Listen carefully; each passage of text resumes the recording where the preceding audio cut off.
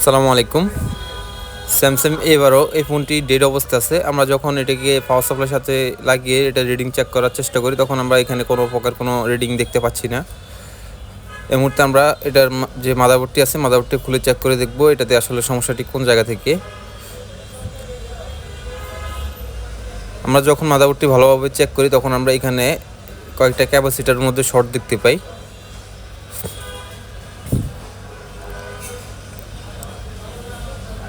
এই মুহূর্তে আমরা বর্ণিও থেকে দেখে নেব এই লাইনটি, যে লাইনটি আমরা শর্ট পাচ্ছি, এই লাইনটি কোন কোন জায়গার মধ্যে আছে।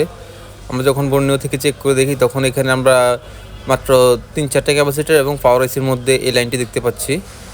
এই মুহূর্তে আমরা রজনের যে ধোঁয়া আছে, এই ধোঁয়া দিয়ে ভোল্টেজ ইনপুট করে দেখার চেষ্টা করব কোন ক্যাপাসিটারটি শর্টের কারণে এই মোবাইলটি ডেড কন্ডিশনে চলে গেছে।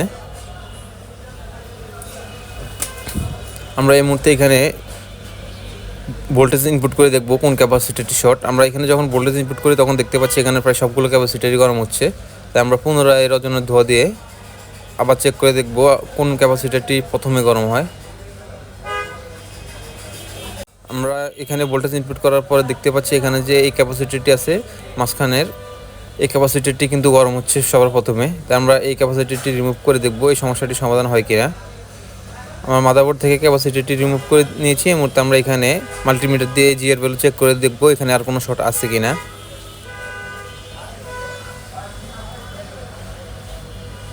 আমরা দেখতে পাচ্ছি এখানে কিন্তু এখন জিআর ভ্যালু দেখাচ্ছে এবং এক পাশে কিন্তু গ্রাউন্ড দেখাচ্ছে। তার মানে এখান থেকে যে শর্টে ছিল ওই শর্টটি চলে গেছে। এই মুহূর্তে আমরা মাদারবোর্ডটি ভালোভাবে ওয়াশ করে মোবাইলের সাথে লাগিয়ে দেখব মোবাইলটি চালু হয় কিনা।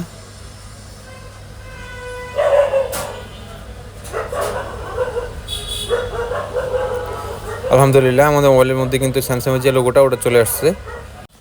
এই ধরনের ভিডিওগুলো আমরা প্রতিনিয়ত আমাদের পেজে আপলোড করে থাকি। ভিডিওটি ভালো লাগলে অবশ্যই পেজটিকে ফলো দিয়ে রাখবেন। আসসালামু আলাইকুম সবাইকে।